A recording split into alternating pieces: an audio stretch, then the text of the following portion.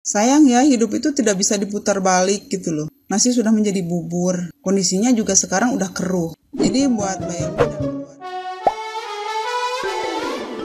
Hola netizen yang tercinta, Agus kembali menghebohkan media sosial. Bukan soal mantannya yang kembali bisa melihat, tapi soal uang donasi. Ya, Agus ternyata kembali meminta donasi kepada Pratiwi Novianti. Hal itu dikarenakan uang dari donasi sebelumnya telah habis, tapi mata Agus belum juga sembuh. Berharap agar matanya bisa melihat lagi, Agus pun meminta dengan sangat kepada Pratiwi Novianti supaya dibukakan donasi kembali. Dari donasi sebelumnya, Agus menerima uang sebanyak 1,4 miliar rupiah. Sayangnya, uang tersebut tidak dipakai Agus untuk berobat. Agus malah menggunakan uang itu untuk membayar cicilan rumah. Padahal niat awal diadakannya donasi itu untuk membantu Agus menyembuhkan matanya. Sampai akhirnya BPJS tidak lagi bisa menanggung pengobatan Agus. Lalu uang donasi 1,4 miliar rupiah habis begitu saja. Kini Agus meminta pertolongan Pratiwi Novianti lagi. Agus pun tidak merasa malu untuk minta tolong karena dia memang membutuhkan uang untuk bisa bertahan hidup. Di kesempatan itu pun Agus meminta kepada netizen yang berbakti agar tidak menghujat dirinya yang beberapa hari lalu ternyata bisa melihat, tapi kini penglihatannya kembali tidak jelas.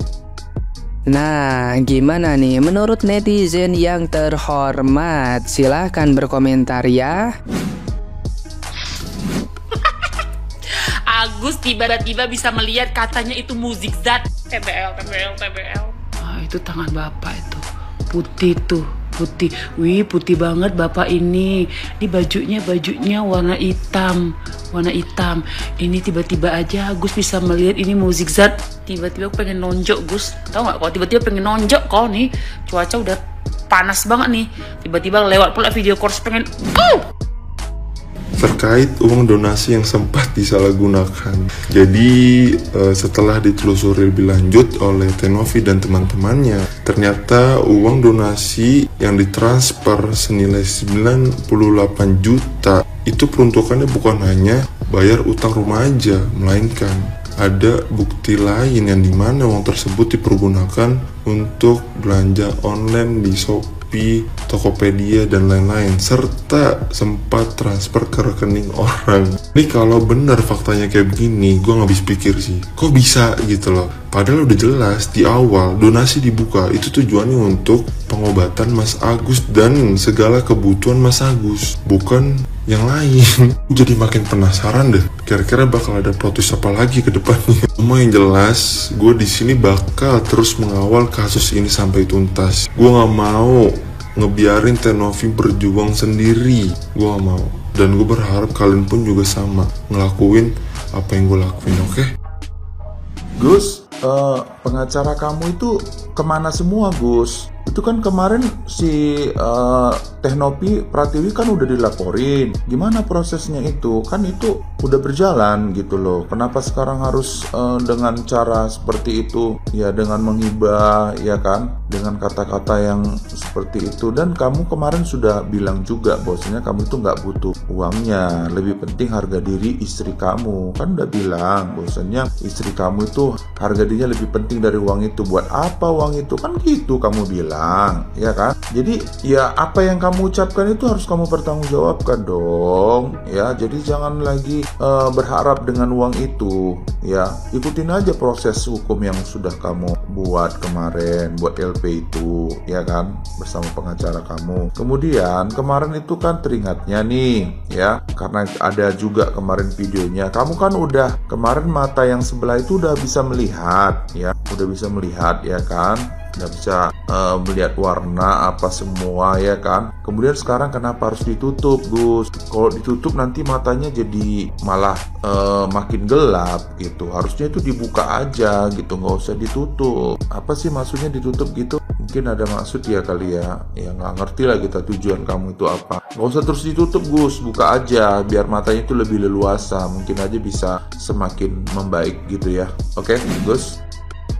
Gue pribadi itu udah mulai agak bingung ketika podcast Densu yang kedua, ya. Karena apa? Ada statementnya si Wawa tuh yang bilang kalau Agus itu udah divonis sama dokter tuh udah nggak bisa lihat, ya, alias permanen. Nah, Terus kan maksud gue tuh gue udah curiga kenapa dia nggak mau berobat gitu loh. Kenapa dia nggak mau berobat ya? Novi itu orang baik. Dia mau membantu Agus untuk pengobatan. Karena waktu podcast yang pertama itu dilihat masih ada harapan gitu loh. Masih ada harapan. Coba kalau waktu podcast pertama aja udah nggak ada harapan, ya kan open donasinya mungkin dibuka bukan buat pengobatan. Kemungkinan kan podcastnya donasinya dibuka untuk membantu meringankan beban Agus gitu loh, bukan untuk pengobatan. Ya kan podcastnya pertama kan dibuka untuk pengobatan, ya kan? Ya harusnya kan dipakai buat pengobatan dulu dong, ya kan sih? Nah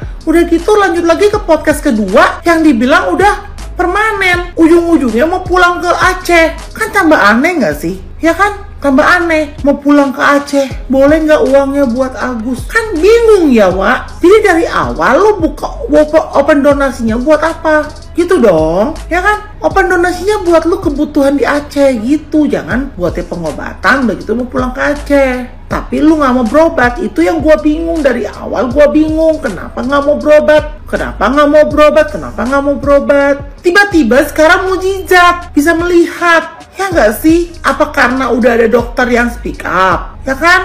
Aduh, gila sih sumpah. Kayak kena prank ya. Ya kan? Tadinya gue simpati lo ya. Tadinya gue prihatin gitu. Tapi kok sekarang makin dipikir-pikir, kok kayak apa ya? Settingan gitu. Ya, udah deh saran gue bertobat, ya kan? Gila sih sumpah. Makanya tuh, ya kan? Ada salah satu pengacaranya udah nggak mendampingi Agus lagi. Alasannya apa kan kita nggak tahu ya.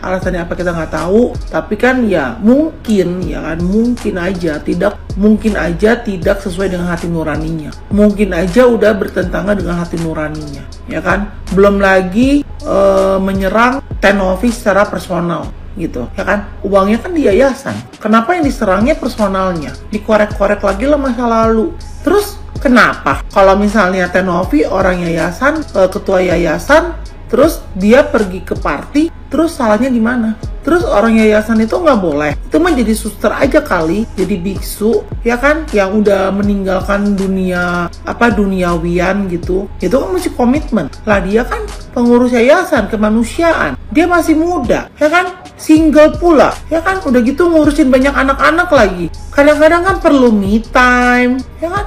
Oplas dibawa-bawa, roda 4 dibawa-bawa, ya kan? Tes urin lah, tes rambut lah, apalagi tesnya katanya, ya kan? Gue sih nggak terbiasa ngomong frontal ya, ya kan? Aneh gitu loh. Kita para netizen tuh bener-bener udah capek gitu kan. Udahlah, maksudnya selesain aja baik-baik gitu, ya. Selesain aja baik-baik, ya kan? Mungkin saran gue boleh dipertimbangkan, ya kan? Sekarang kan tuh Agus sudah nggak butuh pengobatan, ya.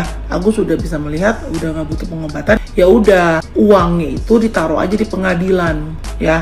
Nanti para donatur yang pernah menyumbang boleh ngambil ke sana kalau memang mau diambil. Tapi kalau misalnya enggak, ya udah diserahkan ke dinas sosial aja deh. Saran gue kayak gitu aja, ya. Daripada masalah ini berlarut-larut nggak beres-beres gitu. Mungkin boleh dipertimbangkan, ya kan? Ya gue kan orang awam yang nggak terlalu paham juga soal detail-detail hukum kayak gimana. Cuman yang gue berpikir adalah secara logiknya aja, secara hati nurani aja gitu loh. Gitu kali ya. Thank you guys. Mbak Elmi, maaf nih sebelumnya ya Mbak Elmi. Kalau aku bandingkan dengan keluarganya Bang Ical, itu jauh banget. Bang Ical itu semenjak kejadian gak minta tuh buka donasi ke Mbak Novi. Tapi memang keluarga Bang Ical itu pernah menghubungi Mbak Novi, tapi bukan untuk minta buka donasi. Keluarga Bang Ical itu minta kasusnya di-up. Supaya apa? Supaya minta keadilan, bukan minta donasi. Bahkan keluarga Bang Ical itu dikasih uang 6 juta oleh Yayasan Mbak Novi, itu masih ada. Terus ditanya sama Bang Desu, untuk apa uang itu disimpan? Itu untuk jaga-jaga, siapa tahu Bang Ical ada kesempatan dioperasi ke luar negeri. Bayangin ya, jauh beda ya sama Mbak Elmi. Coba misalkan kita bisa memutar waktu ya Mbak Elmi. Mbak Elmi dapat uang 1,5 M. Minimal amanah ya, terbuka dengan Mbak Novi. Mbak Elmi itu ada kesempatan untuk jalan-jalan ke luar negeri.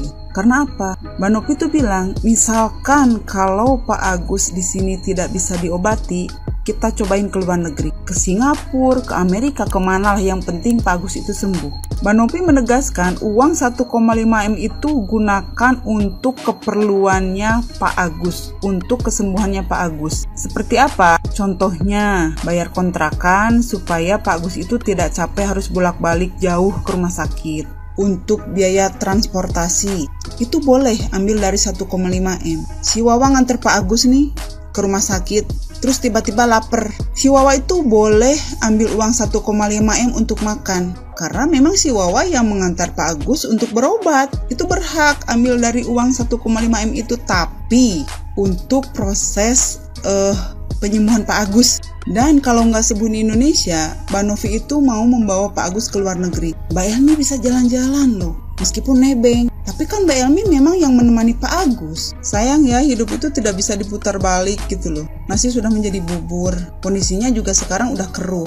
Jadi buat Mbak Elmi dan keluarga, mudah-mudahan ya selalu kuat, selalu diberi kesabaran untuk menjalani ini semua. Ya, hatur nuhun.